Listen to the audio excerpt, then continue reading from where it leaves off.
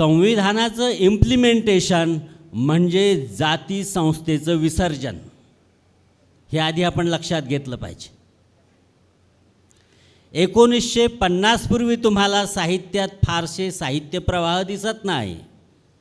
प्रस्थापितांचं साहित्य आणि एक ग्रामीण साहित्य. ग्रामीण साहित्य म्हणजे त्याचा काही स्वतंत्र प्रवाह नव्हता. ते प्रस्थापित मराठी साहित्याचंच एक अंग होतं, फक्त ते ग्रामीण या नावानं ओळखलं जात होतं. मात्र 1960 नंतर काय बदल झालेत साहित्यात? 1950ला आपण संविधान स्वीकारतो आणि 60 नंतर प्रचंड प्रमाणामध्ये साहित्याचे अनेक प्रवाह उदयाला येतात. पण सगळ्यात आधी जो प्रवाह उदयास येतो तो डॉक्टर बाबासाहेब आंबेडकरांच्या प्रेरणेतून निर्माण झालेला आंबेडकरवादी साहित्य प्रवाह. आणि या साहित्यापासून प्रेरणा घेऊन मग आदिवासी मराठी साहित्य आहे, ख्रिस्ती मराठी साहित्य आहे, मुस्लिम मराठी साहित्य आहे, जनवादी मराठी साहित्य आहे, स्त्रीवादी मराठी साहित्य आहे, अस्तित्ववादी मराठी साहित्य आहे. असे अनेक साहित्य प्रवाह निर्माण झालेले दिसतात. पण याची मूळ प्रेरणा कुठे आहे? तर ती आंबेडकरवादामध्ये आहे, लक्षात घ्या. आता महत्त्वाचा मुद्दा असा आहे की संविधान निष्ठा आणि आपण याच्यामध्ये अडथळा कशाचा आहे? आपल्या संविधान निष्ठा, आता आपलं स्वातंत्र्य 75रीत आलं, कमी अधिक 72 वर्ष झाली संविधान आपण स्वीकारलं, अंगीकृत केलं, तरीही आपल्यातल्या संविधान निष्ठा जाग्या होताना दिसत नाही. म्हणजे आपल्यामध्ये आणि संविधानामध्ये मुख्य अडसर कोणता आहे तो शोधला पाहिजे. तर तो अडसर आहे धर्म.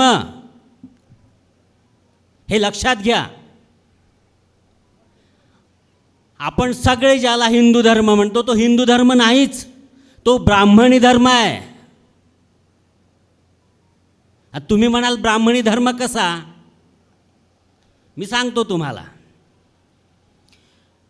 तुम्ही जरी स्वतःला बंजारा म्हणून घेत असले तरीही तुमची भाषा वेगळी आहे, तुमचा पेहराव वेगळा आहे, तुमची उपासना पद्धती वेगळी आहे, तुमचे प्रेरणा पुरुष वेगळे आहेत. मग तुम्ही हिंदू कसे? तुमची स्वतंत्र ओळख आहे, तुम्ही हिंदूपासून वेगळे आहात. आदिवासी हा हिंदू नाही. त्याची उपासना पद्धती, त्याचे दैवत, त्याची भाषा, त्याची संस्कृती, त्याचा पेहराव सगळा वेगळा आहे. तुम्ही त्याला कशाला कोंबता या खुराड्यामध्ये? हे घर वापशीची चाललं आहे तुमचं. कशासाठी चाललं आहे? कुणासाठी चाललं आहे? सगळ्यांना जबरदस्तीनं या कोंबड्याच्या खुराडात कोंबणं आणि मग त्यांच्यावर आपली अधिसत्ता गाजवणं. तुम्ही सगळे हिंदू आहात असं म्हणणं. संघाचा सरसंघ चालक म्हणतो की या देशात जो जो आहे तो सगळा हिंदू. कशासाठी आटापिटा चालला आहे तुमचा? आधी आपण कोण आहोत हे ओळखून घेतलं पाहिजे, हे समजून घेतलं पाहिजे. आपण हिंदू नाहीत. आणि जोपर्यंत आपण धर्म नाकारणार नाही तोपर्यंत आपल्यातली संविधान निष्ठा जागी होणार नाही. हा मुख्य अडथळा आहे. हा बाजूला सारा. आत्ता काल परवा लखनौ विद्यापीठातला प्रोफेसर रविकांत एक पोस्ट शेअर करतो, त्याला अटक केली जाते. दिल्लीतला हिंदू विद्यापीठातले प्रोफेसर रतनलाल ते फेसबुकवर एक पोस्ट टाकतात, त्यांनाही अटक केली जाते. कोण आहेत हे? हिंदू आहेत. हिंदू असताना हिंदूंसंबंधी बोलणं गुन्हा आहे का? नाही, तो त्याचा अधिकार आहे. मी माझ्या कुटुंबातल्या उणिवांविषयी बोलणं हा माझा गुन्हा नाही. आपण आपल्या धर्मातल्या उणिवांसंबंधी बोलणं हा गुन्हा नाही. मग तो गुन्हेगार कसा? म्हणजे तुम्ही त्यांना हिंदू मानत नाही. ते प्रोफेसर रतनलालांचं नंतर स्टेटमेंट आलं आहे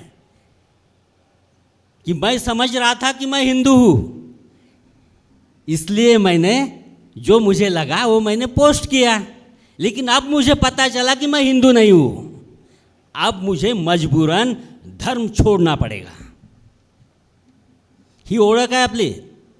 प्रत्येकानं जर स्वतःला ओळखलं तर या देशातले अर्धे अधिक प्रश्न सुटतील, आणि संविधान मनापासून स्वीकारलं तर तुमचे बहुतेक सर्व प्रश्न सुटतील. अशी सगळ्यांच्या स्वप्नांची शिदोरी म्हणजे संविधान आहे. आणि ती संविधान निष्ठा आपण तपासतोत. आपल्या साहित्यात कितपत आली आहे का? आता काल परवाच्या पेपरला बातमी होती, एवढे साहित्य प्रवाह आहेत. बरं, प्रस्थापित मराठी साहित्य जर आपण सोडलं तर अनेक साहित्य प्रवाह उदयास आले. प्रत्येकानं एक आपलं अस्तित्व निर्माण केलं आहे, आपला वाचक वर्ग निर्माण केला आहे. आपली एक नवी मूल्य संस्कृती रुजवण्यासाठी हे सगळे छोटे मोठे साहित्य प्रवाह धडपडत आहेत. हे अंतःप्रेरणेतून उदयास आलेले साहित्य प्रवाह आहेत सगळे. 1960 नंतरचे उत्स्फूर्तपणे तयार झालेले आहेत. जबरदस्तीनं नाही, कृत्रिमपणे नाही, कुंथून नाही, सहजपणे व्यक्त झालेले आहेत. कुंथून नवा साहित्य प्रवाह जन्मास घातला आहे नागपूरमध्ये समरसता साहित्य परिषद. आता 1 आणि 2 जुलैला नागपूरमध्ये समरसता साहित्य संमेलन आयोजित केलं आहे. हे कृत्रिम साहित्य प्रवाह आहे. त्याच्यात जाणार का आपण?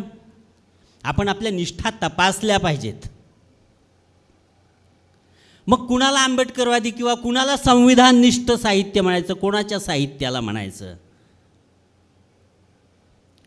ही व्यवस्था, ही शोषण व्यवस्था पद्धतशीरपणे तुमच्या संघटितपणाला विघटित करण्याचं काम करते, हे लक्षात घ्या.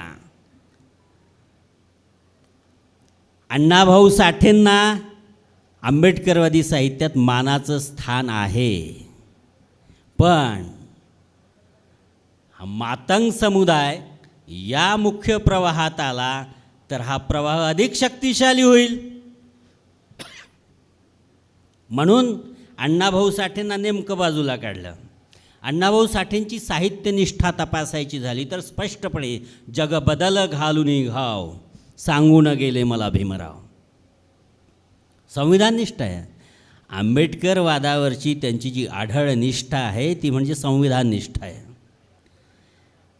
आपले आत्माराम कनीराम राठोड, संगरास सज्ज आम्ही, युद्ध व्हावे भारती, संगतीला बुद्ध हवा कृष्ण नको सारथी, ही आहे अस्सल संविधान निष्ठा.